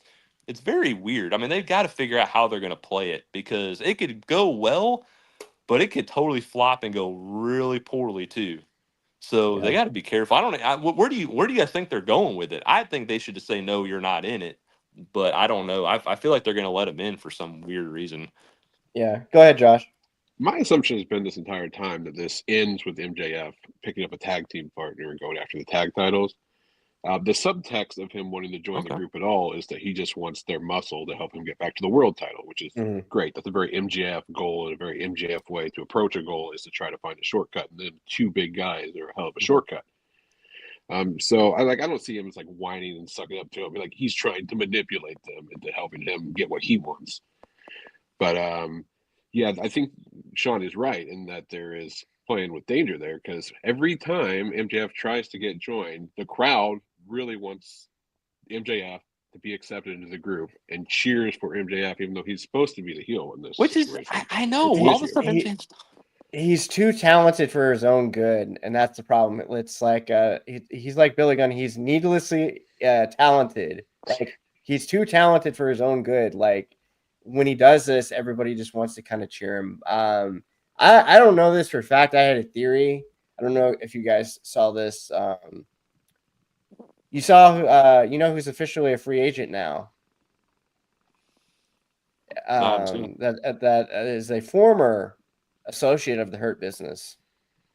Oh, yes, I did. So they were talking about it last night. I'm in Bobby Lashley's mind because for whatever, and it's unique that the Hurt Syndicate, kind of story. I think that this is universally even if you're kind of meh on AEW, everybody loves this. I think they've really done a good job with this. My assumption is on Wednesday they finally break the seal on the angle. Everybody does the half thumb, and then Bobby does the and it's just not for you, for him, and then Cedric Alexander's right behind him in a suit, and Cedric just feels so mid-card to me, though, man. Now it's WWE's fault because they made him feel so mid-card, and so I think there's more to him than what he showed in WWE. Yeah. I hope they can get the same that they had. I think this would be a good I'm not going to speak for you guys, but for me, the Hurt Business were one of the only things in WWE that kind of kept me sane, other than them and Drew McIntyre. I think it's kind of cool that they kind of really treat this group with reverence because, I just don't think Shelton and all those other guys got really the respect that they really deserved, and before they became free agents. So is this more kind of a lore thing? Yeah, maybe, but to me in my head, I can kind of justify it as a fan just because. Yeah. They're a really cool group. I mean, they are really cool, and there's $1 million. They look like $1 million. I was at the match where they defended the tag titles against the Guns of all people, and I thought that match actually that's been their best match as a group by far, so far in the company. So that's my assumption, and then I think this is probably a prelude of MJF getting his own group and probably screwing them over. And then I've been thinking this for a while. I think it's Bobby Lashley versus MJF at All In. I think. I don't know if I'm digging that match. I don't know. That's a contrast of style. You gotta have range on the show, Sean. No, you do. You gotta have range, and that's one of those things. It's so weird. You look at it and this guy versus this guy. And Bobby does live in Texas, so that's another thing to kind of like shoot up there. As long as they get there the right, as long as they get there in a cool way, then I'm fine with it for sure. Yeah. I mean, if they build to it well, I mean, it's okay. For I was sure. worried about MJF losing that match though on a huge stage because I was not super excited when Lashley just beat the crap out of Swerve on pay-per-view. Yep. You know, AEW. Oh, MJF needs to win. Yeah, I think MJF. Yeah, I think MJF would win.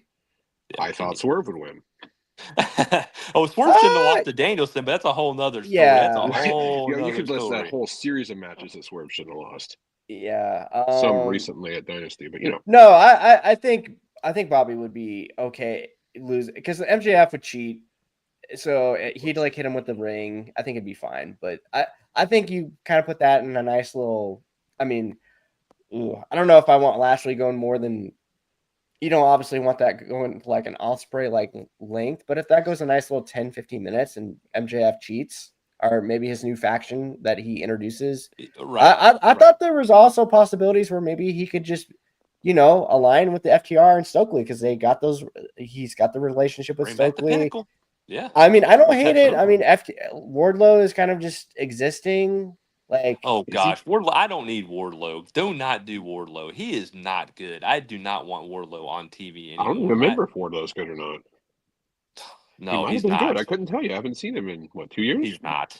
He's not. Yeah. Trust me. They blew the whole him and MJF anyway. They blew that. I mean, they had something there and they dropped the ball. Yeah. But well, to be fair, that wasn't really all his fault because that we didn't know if MJF was actually going to show up that night. He still did business, but then it kind of just overshadowed everything. That part's fair. Yeah. So it just, because he was kind of dead in the water after that, and I don't really blame him.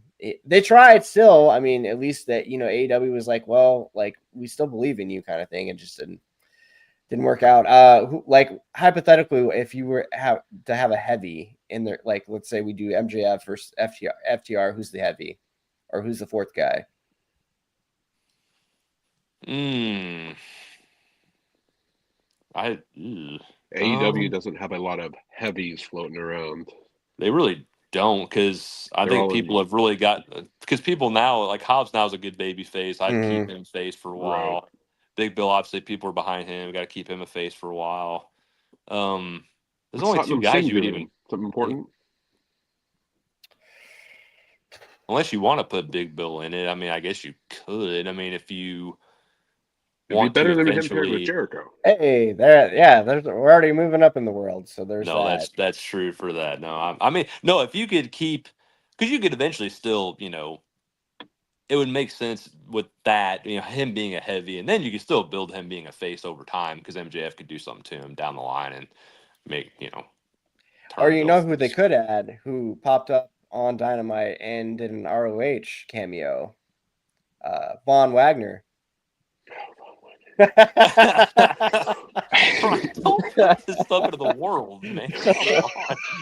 Sorry, no offense to Von Wagner. I know he's got family roots and stuff. I just no. I mean, he's not. No. I mean, if I saw what I saw in NXT, no, I would not want to see that. Unless he doesn't have to wrestle a lot, then maybe. But if he's got to wrestle, then there would be something endearing about MJF trying to adapt to that relationship. I could see somehow MJF being so talented, belittling this nice big giant, and somehow he gets over, and that's how you get Wardlow 2.0. There you go. Just booking everything.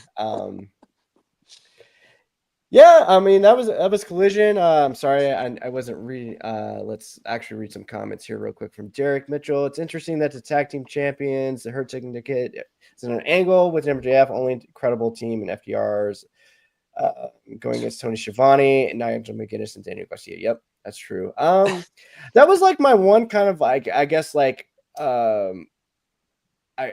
resolution for AEW. I really wanted them to kind of focus on the tag teams this year, and I thought they were kind of the Hurt Syndicate. I thought they were kind of in the good direction, but but there hasn't really been anything of substance. Now it appears on the surface we're getting different variances of teams potentially. I mean, if GYV is a stable player, I'm into that.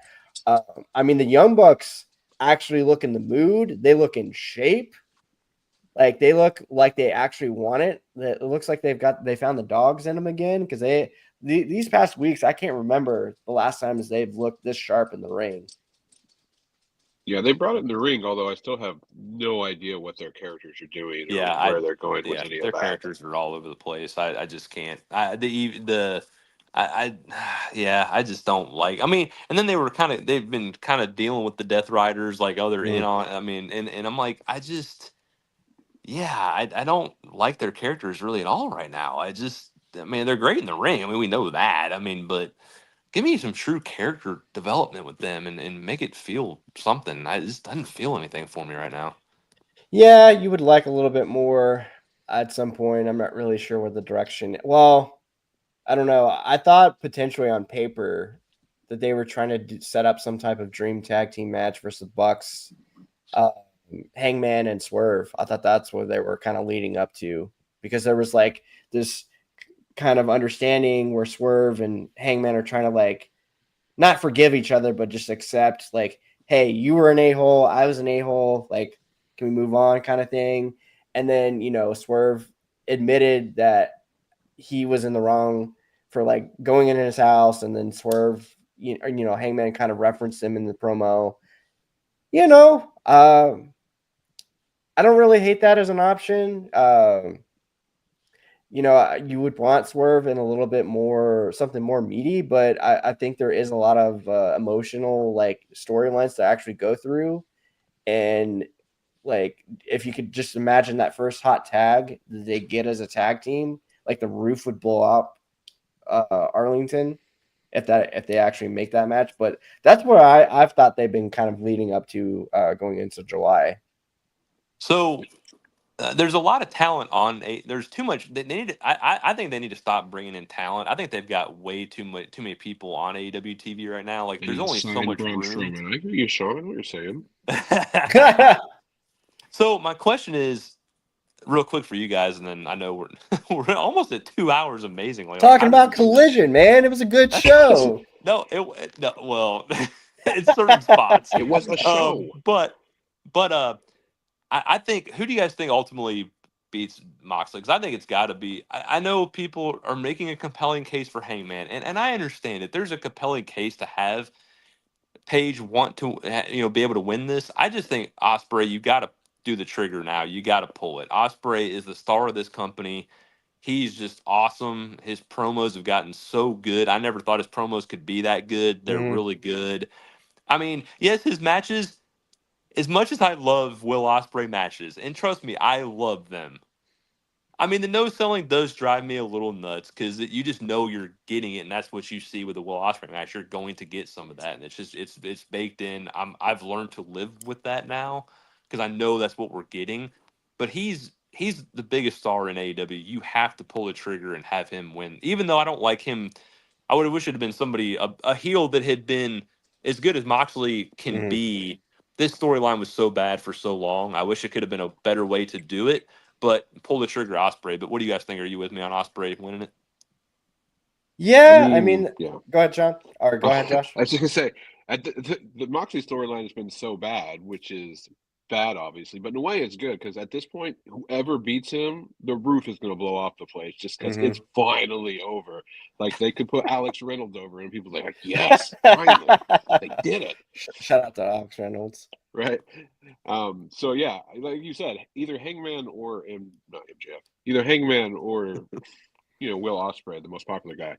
Either of those guys is obviously a great option. Hangman actually, I think, makes the most storyline sense. Ospreay hasn't really been in the company, B, the storyline at all. He's actually actively avoided it for most of his tenure. But he, like you said, he's the biggest star, and doesn't matter who beats him, they're going to get a huge pop. So if they're going to be in the Ospreay business, putting him over Moxley at the biggest show of the year is probably the way to go.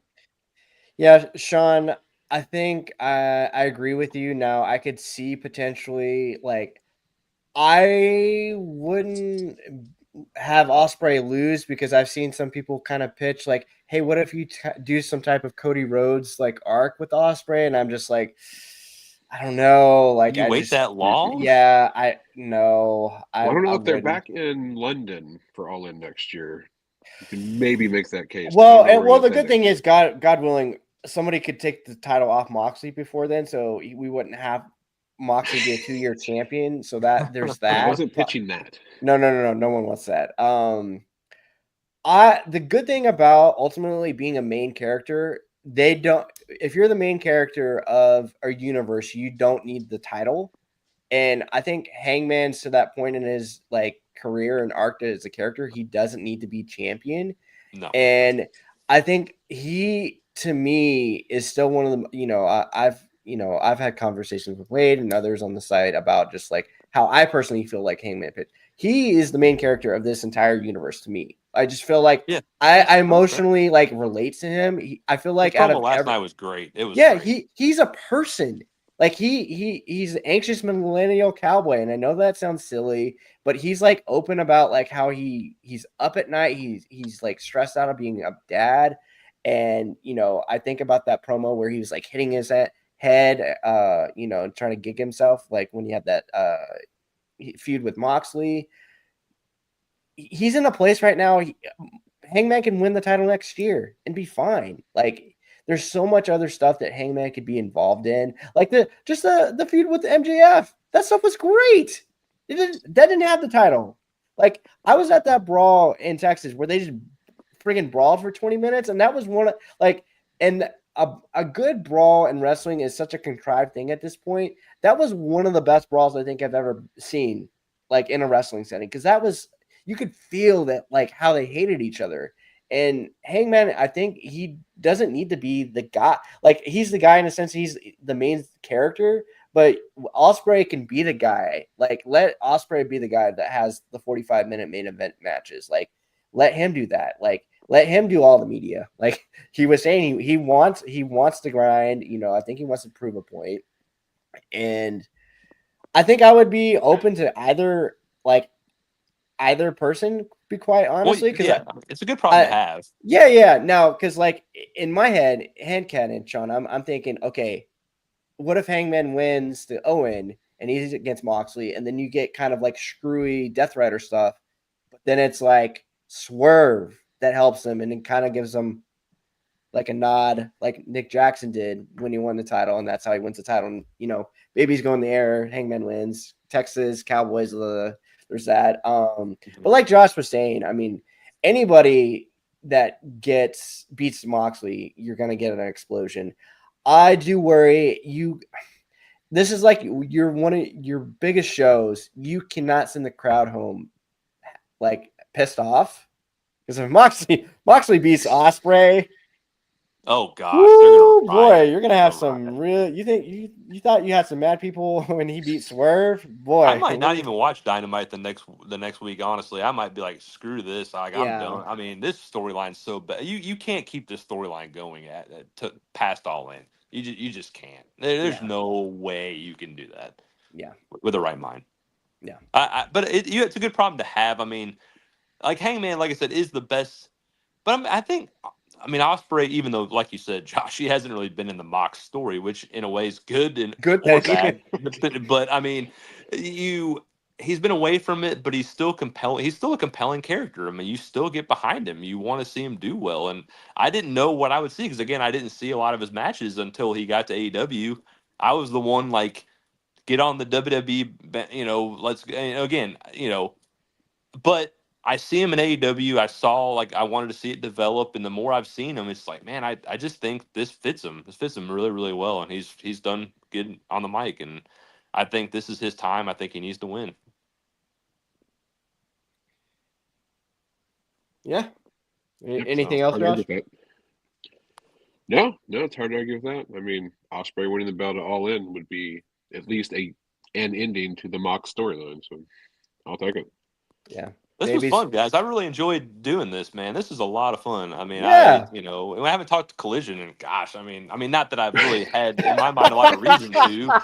And tonight there wasn't, there wasn't a ton to sink my teeth into, other than the end of the show and me getting mad at some of the referee crap, which just annoys the living daylights out of me. I just wish they'd stop, because it just makes them look like a bad promotion when you do stuff like that and you make referees look like that. It's like, we don't need that.